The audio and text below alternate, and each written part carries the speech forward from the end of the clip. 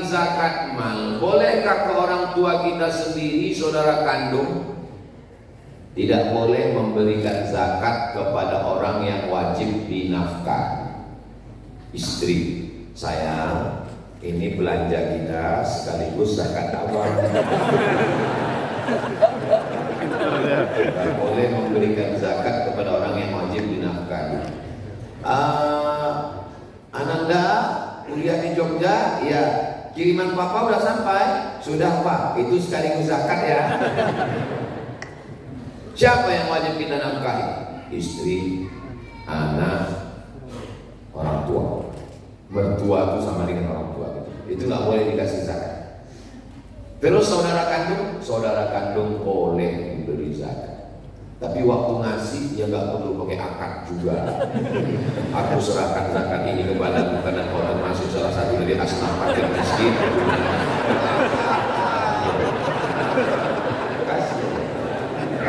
Kasih aja.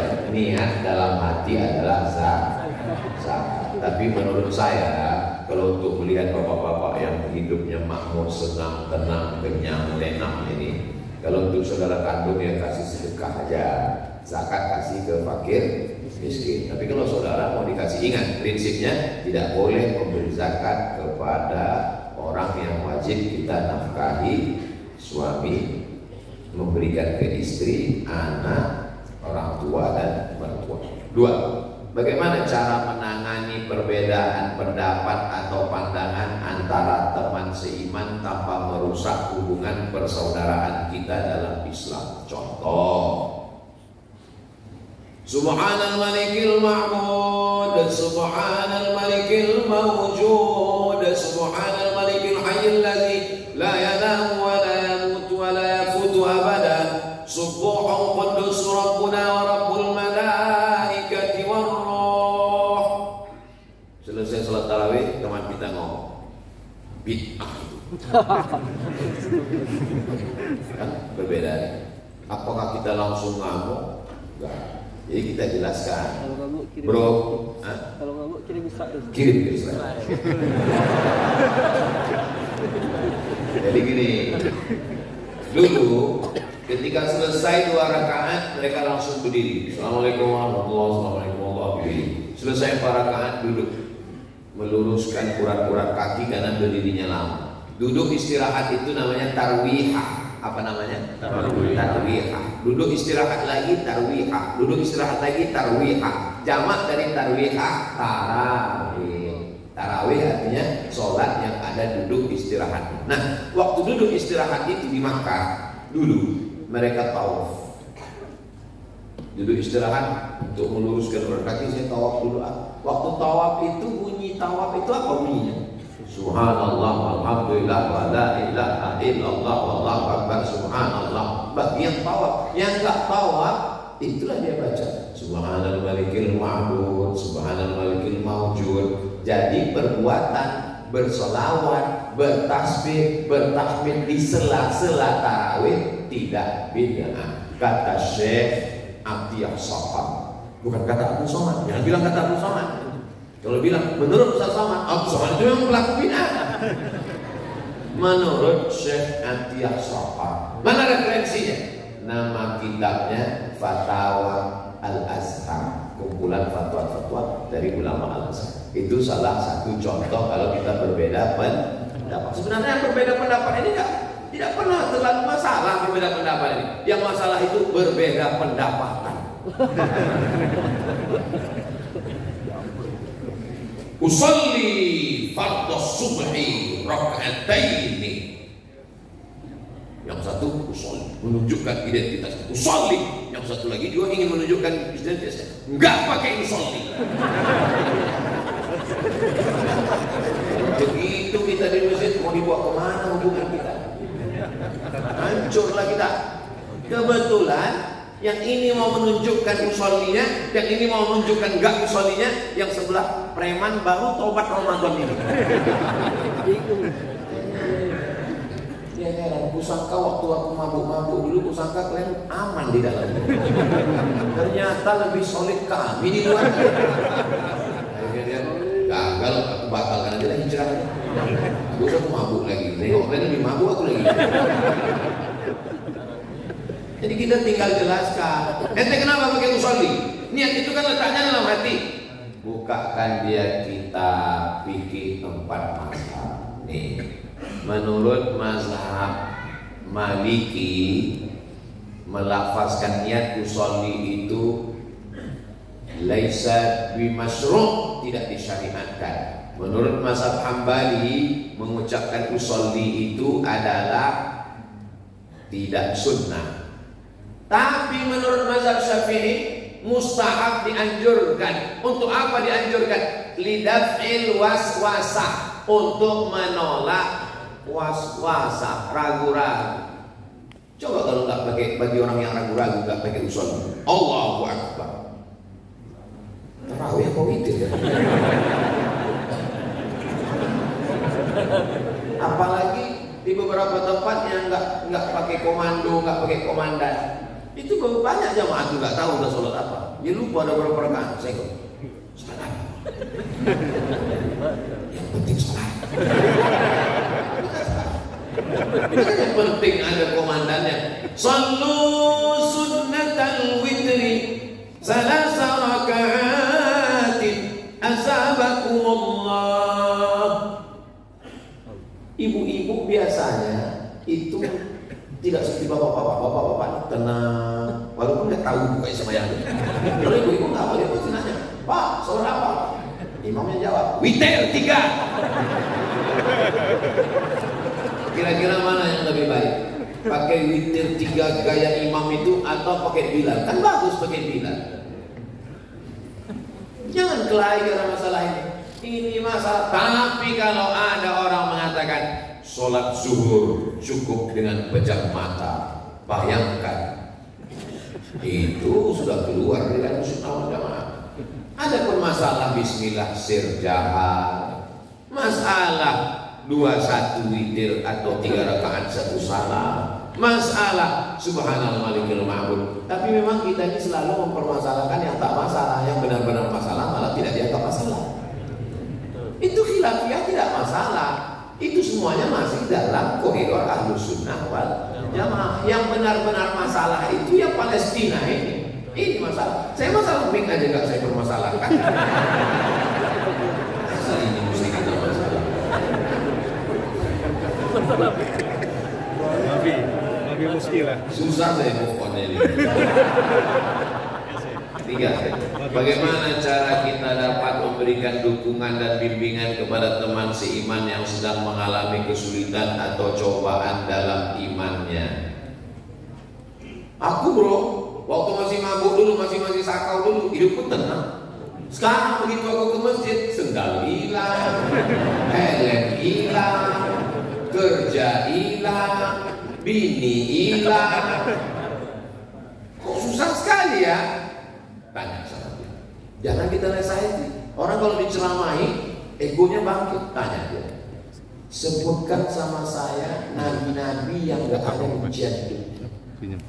Nabi Ibrahim ketemu dengan bapak penyembah berhala, ketemu dengan umat penyembah bintang-bintang, dibakar dengan api, istrinya mau diambil, menikah dengan Sarah gak punya anak, nikah dengan Hajar gak punya anak, 86 tahun lahir anak, setelah dapat anak disuruh asingkan ke Baitullah dekat Ka'bah, setelah anak dewasa mau disembelih. Nabi Musa belum lagi lahir sudah ada razia, siapa yang lahir laki-laki sembelih, dihanyutkan ke Sungai Nil, tinggal di rumah Fir'aun. Setelah dewasa meninju 2 masyarakat yang berkelahi, terusir dari istana, mengembala kambing 8 tahun, dikejar-kejar Fir'aun. Siapa yang tidak punya ujian? Dia diajak untuk berpikir, oh iya ya, Nabi Musa aja begitu, Nabi Muhammad apa lagi? Mereka ada yang penghuni surga, ujian hidupnya begitu, apalagi aku yang status belum jelas ini. Begitu cara kita.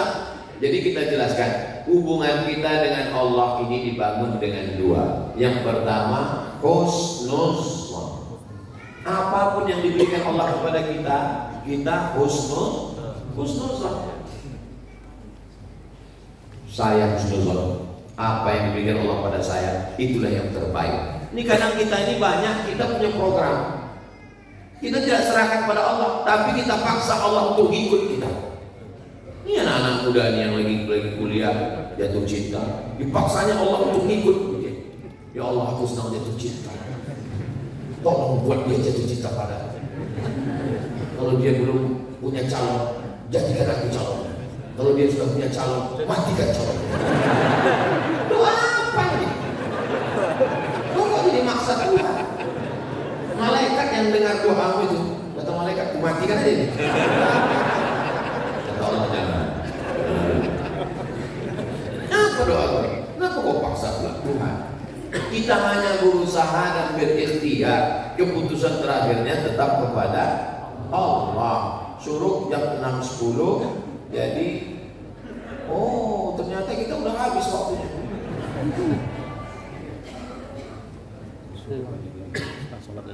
Sampai sholat isya. Ya. Jadi hubungan kita dengan Allah itu yang pertama adalah bandingkan diri kita dengan orang-orang soleh, wali-wali Allah, ulama-ulama. Ujian hidup kita ini belum ada apa-apanya. Yang pertama kita bandingkan. Yang kedua husnuzan kepada Allah. Yang ketiga ridho. Ridho itu apa Pak Ustaz? Ridho itu pernah melihat jenazah dimandikan? Pernah. Pernah nggak melihat jenazah melawan? Jenazah tidak melawan itu ridho. Jadi kalau saya jelaskan makna ridho, lughatan ridho, wastilahan ridho menurut etimologi sulit. Cara menjelaskan ridho gitu aja. Pernah melihat jenazah dimandikan? Ya. Pernah lihat waktu hidungnya dikorek melawan? Enggak. Itulah ridho. Ridho itu artinya sururul qalbi bimururil qada. Hati merasa bahagia dengan melewati takdir dari Allah SWT. Setelah usaha dan ikhtiar. Itu bedanya dengan Jabariyah Ahlus Sunnah wal Jamaah. Jangan sampai dipotong ini. Jangan sampai besok bapak nggak kerja, nggak cari makan, nyantai. Dia pasti tanya istrinya, abang nggak usaha? Kita seperti mayat. Itu kan ridho, goblok.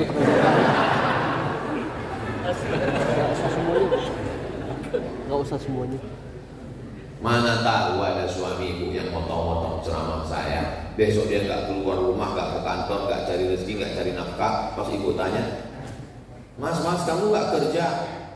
Kita ridho seperti mayatnya dia. Ibu nggak usah marah, biarin aja. Nanti pas buka puasa dia kan nanya, mama buka puasa kita mana? Disitulah ibu jawab, kita mesti ridho.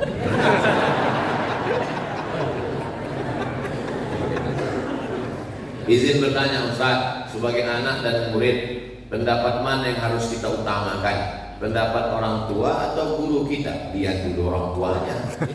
Orang tuanya setan.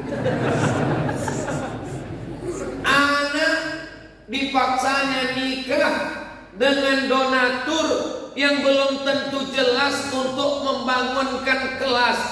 Anak suci, bersih, nggak pernah pacaran, hafal Quran, dinikahkan dengan orang yang tidak jelas, penipu, pembohong. Itu orang tua yang tidak patut dipatuhi. Tapi karena anak ini ingin berbakti, akhirnya nikahnya nikah siri lagi, tidak jelas surat nikahnya. Istri pertama mengaku laki-laki ini supaya bapaknya. Akhirnya dia merasa, aku tidak pernah buat dosa, kenapa ujian hidupku begitu berat? Itulah sekelumit dari film yang berjudul Perjalanan Pembuktian Cinta. Tonton di bioskop-bioskop. Saya belum nonton, baru ketemu sama sutradaranya, mendengar ceritanya itu, Allah luar biasa. Dan itu true story, diambil dari kisah nyata. Dan potong kirim ke Rini Reza. Mantap lah total ya. Ya mesti siap. Kalau orang tuanya beriman kepada Allah, jadi begini. Ini suami, ini istri. Allah tidak bertempat. Allah maujud bila makan. Allah ada tanpa tempat. Kalau menunjuk itu hanya sebagai perumpamaan. Ini suami, ini istri. Tujuan mencari ridho Allah. Dia semakin dekat kepada Allah nanti semakin dekat atau makin jauh? Makin dekat. Ini ridho Allah. Suami berjalan menuju ridho Allah, istri juga berjalan menuju ridho Allah. Dia makin dekat atau makin jauh? Makin dekat. Begitu juga dengan guru dan orang tua. Guru di sini, orang tua di sini. Dua-duanya mencari ridho Allah. Kalau mereka sama-sama berjalan makin dekat atau makin jauh? Makin dekat. Jadi kalau ada orang tua yang jauh dari guru, guru jauh dari orang tua, berarti mereka bukan mencari ridho Allah. Mencari ridho siapa nggak tahu, bisa jadi mencari ridho Roman. Mohon maaf Bang Haji.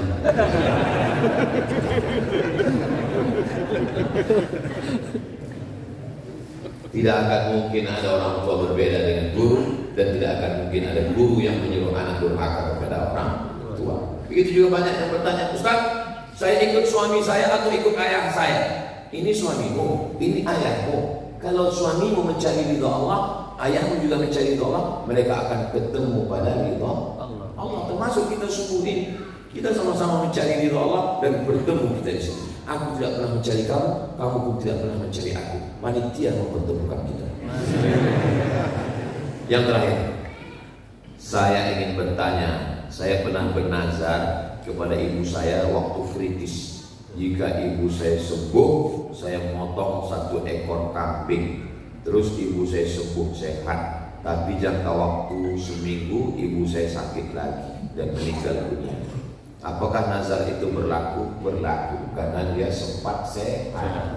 Kita kan nazarnya sempat sehat. Jadi kata kunci keywordnya adalah sehat.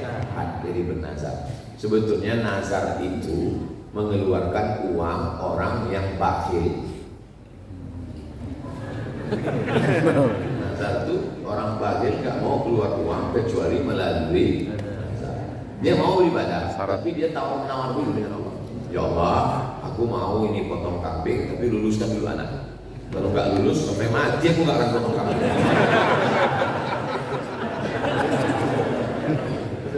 Jadi karena ilat sebab awalnya adalah sehat. Walaupun setelah sehat itu dia sakit kembali dan meninggal, maka lepaskan nazar. Maka nazar ini artinya merubah yang sunat menjadi wajib. Puasa Senin Kamis sunat, tapi kalau dia sudah menjadi nazar berubah menjadi wajib. Wajib ditunaikan.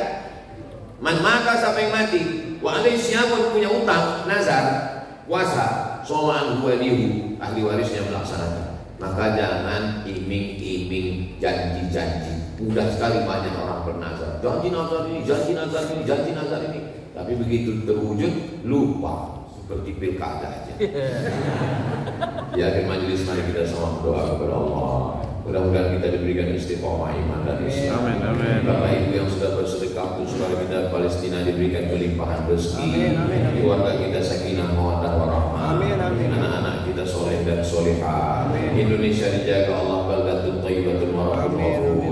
Ala hadirin niyah al-Fatihah. A'udzu billahi minasy syaithanir rajim. Bismillahirrahmanirrahim. Alhamdulillahi rabbil alamin. Ar-Rahmanir Rahim. Maliki yaumiddin. Iyyaka na'budu wa iyyaka nasta'in. Ihdinas siratal mustaqim. Siratal ladzina an'amta 'alaihim ghairil maghdubi 'alaihim waladdallin.